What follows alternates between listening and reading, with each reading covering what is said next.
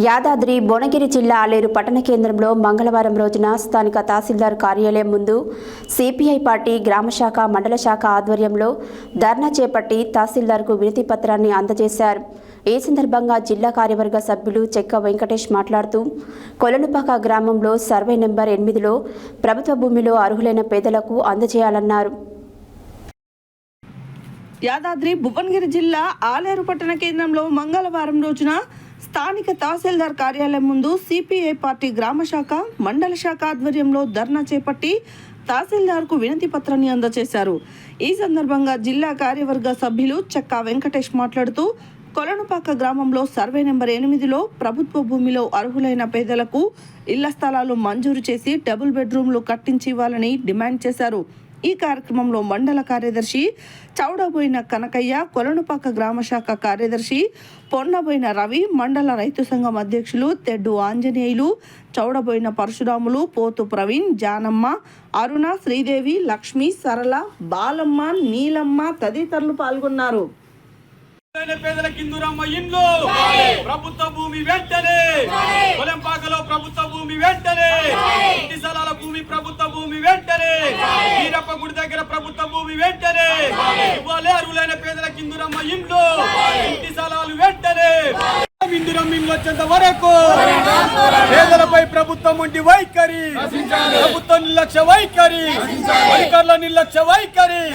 కొలంపాకలో survey number 8లో ప్రభుత్వ భూమి అర్హులైన పేదలకు ఇంటి స్థలాలు అనేక సార్లు తీసుకుపోవడం జరిగింది. కలెక్టర్ గారికి ఇవ్వడం జరిగింది, ఎంఆర్ఓ గారికి ఇవ్వడం జరిగింది, ఆర్డీఓ గారికి ఇవ్వడం జరిగింది, స్థానిక ఎమ్మెల్యే గారికి ఇవ్వడం జరిగింది. అనేక సార్లు ఈ కార్యక్రమాలు చేయడం జరుగుతూ ఉంది. అక్కడ గుడిసెలు వేస్తే పోలీసు వాళ్ళు, ఎంఆర్ఓ వాళ్ళు వచ్చి ఒత్తిడి చేస్తూ ఉన్నారు. మేము మళ్ళీ పోయి గుడిసెలు వేస్తాం, గుడిసెలు వేపించి గుడిసెలలో పేద ప్రజలను ఉంచుతాం. పేద ప్రజలు ఉంచిన తర్వాత మీరు స్వచ్ఛందంగా, మీరు ఖచ్చితంగా పేదలకు ఇవ్వాలనుకుంటే ఇవ్వడానికి ప్రయత్నం చేయండి. లేదనుకుంటే మీరు ఇంటి స్థలం ఇవ్వకపోతే, మీరు ఏమి ఇవ్వకపోతే మేమే ఇంటి స్థలాల ఆలోచన చేసుకొని ప్రయత్నం చేస్తామని సందర్భంగా గుర్తు చేస్తూ ఉన్నాం. ఇక్కడ స్థానిక ఎమ్మెల్యే గారికి మేము అనేక సార్లు చెప్పడం జరిగింది.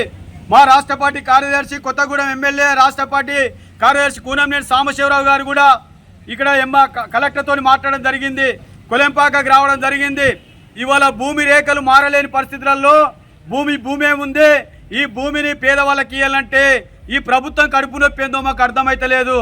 ఎవరైనా మీ ఇంటి దగ్గర ఉన్న స్థలాలు అడుగుతలేము, మీరు సంపాదించుకున్న భూములు అడుగుతలేము. ఖాళీగా ఉన్న ప్రభుత్వ భూమి ఇవ్వాలంటేనే మీకు ఇంత బాధ అవుతుందామంటే, ఇవాళ దేశానికి స్వాతంత్రం వచ్చే 76 సంవత్సరాలు 78 సంవత్సరాలు దాటుతా ఉంటే ఇవాళ అద్దెకుండా కిరాయకుండా వాళ్ళు ఏ విధంగా బతురు ఒకసారి ఆలోచన చేసుకోవాల్సిన అవసరం ఉందని ఈ ప్రభుత్వాన్ని మేము విజ్ఞప్తి చేస్తూ ఉన్నాం. అధికారంలోకి వచ్చి 2 సంవత్సరాలు దాటుతా ఉంది. ఎన్నికల ముందు రేవంత్ రెడ్డి గారు మేనిఫెస్టో పెట్టాడు, అనేక మాటలు చెప్పాడు. మా ప్రభుత్వం వస్తే ఇందిరమ్మ రాజ్యం వస్తే ఇంటి స్థలం ఇస్తామని చెప్పాడు, ఇందిరమ్మ ఇల్లు ఇస్తున్నామని చెప్పాడు.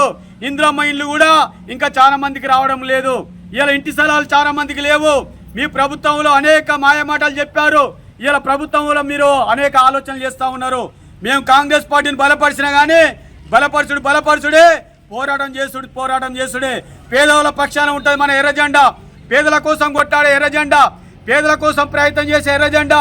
కొందరు అంటారు ఈ ఎర్రజెండా పోరాటం ఆ విధంగా ఉంటుంది. దయచేసి ఈ పేద ప్రజలను ఆలోచించి ఈ పేదవాళ్ళకి రావాల్సిన ఇంటి స్థలాలు ఇచ్చి ఇందిరమ్మ ఇల్లు మంజూరు చేయాలని కోరుతూ, లేని వెడలా మళ్ళీ పెద్ద ఎత్తున ఉద్యమాలు కొనసాగిస్తామని ఈ సందర్భంగా గుర్తు చేస్తూ